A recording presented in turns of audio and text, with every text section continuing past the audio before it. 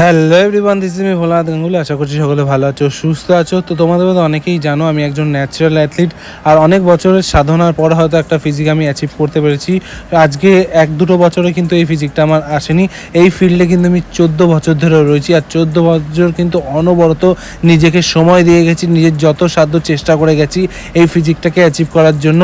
এটা ছিল আমার ব্যাঙ্গালোরে ন্যাশনাল বডি বিল্ডিং কম্পিটিশনের ব্যাক স্টেজের অবস্থা, যেখানে দাদা আমায় কালার করে দিচ্ছিল। তোমাদের মধ্যে অনেকেই যারা হয়তো জিমও করো না, আমার ভিডিও সেকশনে এসে আমাকে বলো আমি নাকি ইনহ্যান্স, আমি নাকি স্টেরয়েড ইউজ করেছি। অ্যাকচুয়ালি তাদেরও হয়তো দোষ নয়। এখনকার জেনারেশনের বেশিরভাগ ইয়ং ইউথের এটাই ধারণা স্টেরয়েড ছাড়া হয়তো বডি হয় না। আমি স্টেরয়েড যারা নেয় যেসব অ্যাথলিট তাদের কিন্তু ছোট করে বলছি না, একদম তাদেরকে রেসপেক্ট করেই বলছি। বাট দুটো অপশান রয়েছে, একটা ন্যাচারাল ওয়েতে, একটা হচ্ছে ইনহ্যান্স ওয়েতে।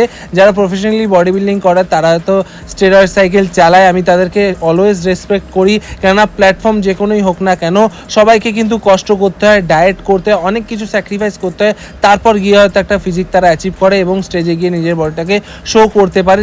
আর খারাপ তো তখন লাগে যখন আমার ভিডিও সেকশনে এসে তোমাদের মধ্যে কেউ খুব ইজিলি কমেন্ট করে দিয়ে চলে যাও, দাদা তোমার বডিটা কিন্তু স্টেরয়েডে, তুমি স্টেরয়েড নিয়ে কিন্তু বডি বানিয়েছো, সবার সামনে শো করছো, তুমি ন্যাচারাল। আচ্ছা, 14 বছর ধরে একটা ছেলে এত হার্ড ওয়ার্ক করে গেছে, এত কনসিস্টেন্টলি ওয়ার্কআউট করে গেছে, ডায়েট মেনটেন করে গেছে একটা ফিজিক অ্যাচিভ করার জন্য, সেগুলো কি সবই বৃথা?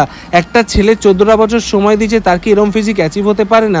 তোমাদের কি ধারণা স্টেরয়েডের বডি আর আমার বডির মধ্যে কোনো পার্থক্য তোমরা খুঁজে পাচ্ছ না? মাসেল ম্যাচুরিটি, মাসেলের থিকনেস সব কিছুই তো মানুষ এখন বুঝতে পারে, তো তোমরা কেন বুঝতে পারো না? আর যারা ওয়ার্কআউট করো না তারা এসে মন্তব্য করো, তখন আরও বেশি খারাপ লাগে।